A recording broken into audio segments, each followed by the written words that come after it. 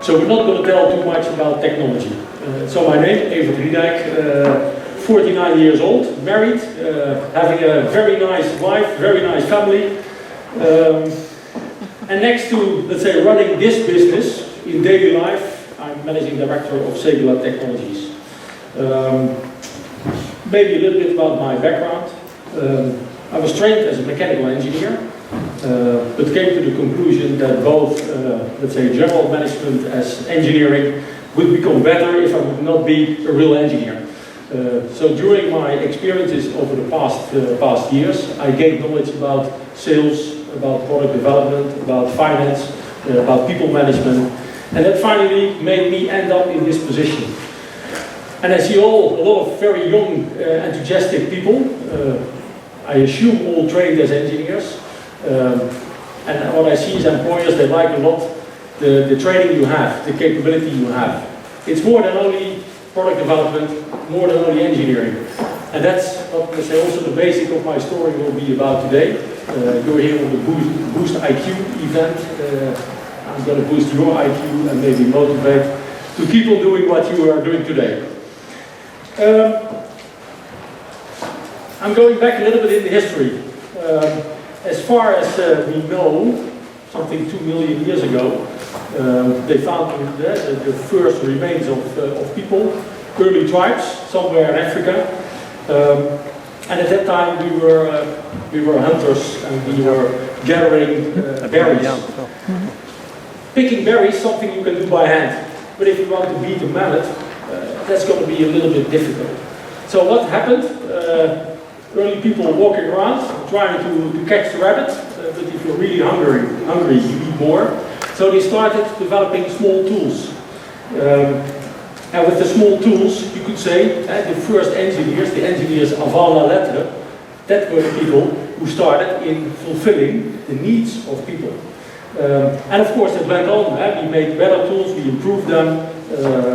We thought, hey, let's not walk around anymore, but stay at one place and start harvesting, start farming. We created the Iron period. We came with pneumatic energy, with steam energy, electricity. And finally we end up sitting all day behind the desk.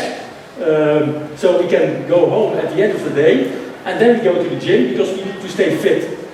We used to do a lot of exercise, but now we don't need it anymore. It's completely turned around. But in fact what you see, that's innovation. That's engineering. You try to understand the need of a human being in a society, because you want to have a lot of, there are a lot of needs. And that's where the engineers come in. They start developing, they start thinking, they start communicating. So next, the fact that you are, let's say, must be good in making the calculation, there's more to do. Maybe a few words about Maslow. Who knows Maslow? Oh, that's good. Because that's what it describes. The first what you need, and sorry for the non-Dutch, I had the picture in Dutch. So you have the first level is some physical needs. You need to have food, you need to have drinks. Some say you need to have sex, otherwise you wouldn't be here. That's the first level. Second level is about safety, having a shelter, having clothes, that kind of stuff. On top of that, you come to the social needs, having interaction, Facebook, maybe my iPhone, or is my iPhone more about being, let's say, the one, the self-esteem. But of course, itself is an interesting thing, because if you look at that, if you take a car, comparing the Audi with the Dacia, it does exactly the same. It brings you from A to B in a very comfortable way. So why do you choose for the Audi instead of the Dacia while it's 5 times more expensive? And then it comes to, in the last level, let's say the highest to achieve, that you really want to need something for yourself and for the society. And I think as engineer, we're often working on the lower levels, a lot of what we do. But it's maybe good to consider there's something more to do that will give you purpose in life, on purpose what you do. It's based on needs of human being, but it's also the other way around. As an engineer, you can influence. If it would have been to the human being, we would have had faster horses. We wouldn't have had a car. And that's good to realize that in that sense, with what you do, you can also influence the complete society. On the other hand, I've read recently a study that most likely they forgot something. There is, besides the physical needs, there's something much more important, especially with the young people nowadays. This seems to be the most important human being at this moment. So what we say in Segula, for us, of course, the engineer 0.1, important, but there's more. That's what we call the engineer 4.0.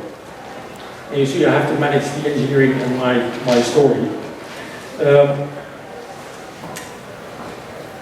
Just before I come to the engineer 4.0, this is something we definitely needed. Right? This is level 1, level 2. We need to have tools to do something. But do I really want this? It's the same thing over a very short period of time. Why do we do this? Because it's possible. I think, and we as a company, Segula, think the engineer is a very smart person. Yeah? He is resourceful, has a good mind, and spends his time in developing all kinds of new tools, new technology that helps to have a better health security, less the infant mortality, safer travel, reducing the amount of pollution, renewable energy, a lot of things and important things that will help us as society to really make the next step. And that's something what we try to do as a company also, where we help. And be aware, you can also work in things that are opposite. So it's also your own mind, you have to take into account, what do you do? Of course I can tell a lot about the politicians, engineers. By the way, somebody knows how many politicians are engineers, or the other way around, how many engineers are there in the Dutch Tweede Kamer? Although I think they can count them on one hand. And if you would have had more engineers, would we have had a Vira? It's sometimes a question that raises my mind. But of course, next, before I come to my final words, of course, as a company, we also do real engineering. We go from, let's say, a nice idea from a customer. We create something in a nice tool. We do all kinds of smart analytical calculations. That's a real analytical thing. We do all kinds of dynamical stuff, because everything needs to be very accurate these days. All smart people. We compare the results with what we initially wanted, and we make nice models to control it. And finally, we compare, we make measurements, we make a product, we measure, and we prove to the customer, hey, what you wanted us to make is something we really get. And then finally, well, I forget this stuff, you have a product. That's what we do. But there's more.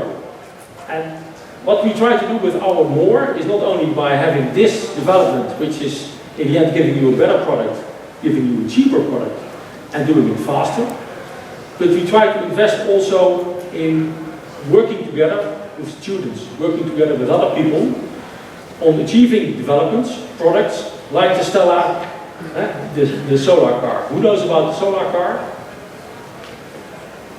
What is the, well, of course, I shouldn't ask you, but what is the nice thing of this solar car? It's a family car, and it's built by students. Exactly. And they won.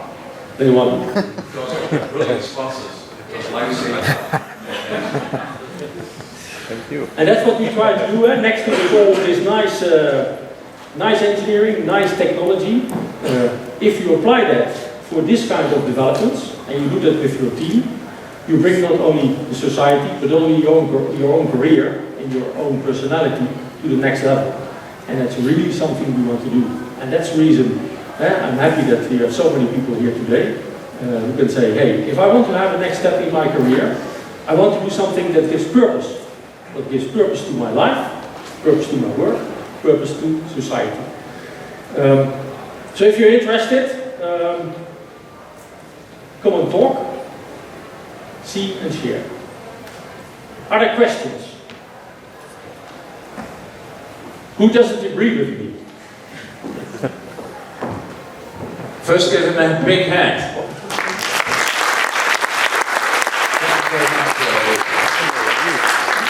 Questions? 2 for Evert.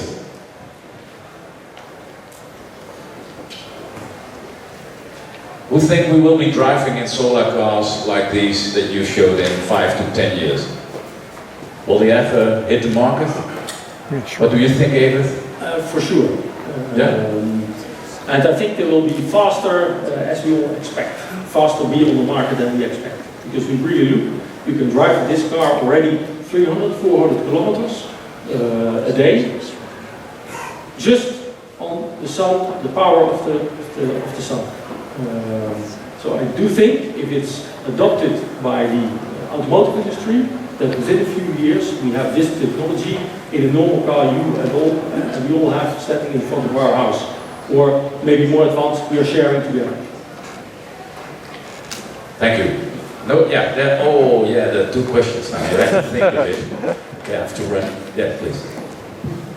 What is current resistance from automotive industry?